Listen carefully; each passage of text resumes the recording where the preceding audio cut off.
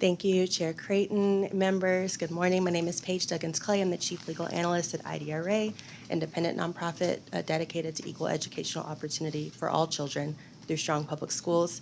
Here to testify respectfully and appreciatively today on House Bill 3. First, just want to thank Senator Nichols and his staff for the really tremendous work listening to all stakeholders, and in particular taking into consideration many of the concerns we had with House Bill 3. As filed and as engrossed by the House, our organization was in opposition to this bill, but are changing to our opposition to on the bill today, and recognition that some of the really significant portions of that bill that we had concerns about have been removed, and in particular are very appreciative that this bill, as laid out in the committee substitute, no longer contains the armed security officer requirement for every campus. We feel strongly that every campus should have the discretion to make these important decisions based on local input and local needs, and particularly one as important as that one, having that discretion is important.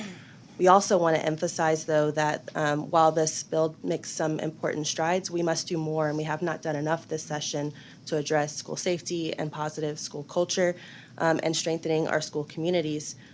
We feel strongly that this body and this committee can and should do more in this bill and in others that are moving to address the root causes of targeted school violence, which we know include the mental health crisis, recovering from the pandemic and the needs of our kids and families coming out of the pandemic and the disruption that caused.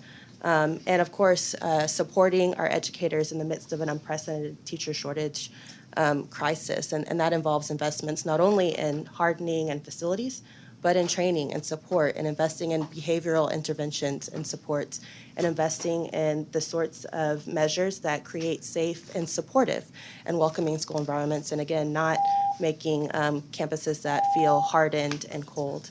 I thank the committee for their work. I'm available for questions. And really, thank you again, Senator Nichols, for your work on this important legislation.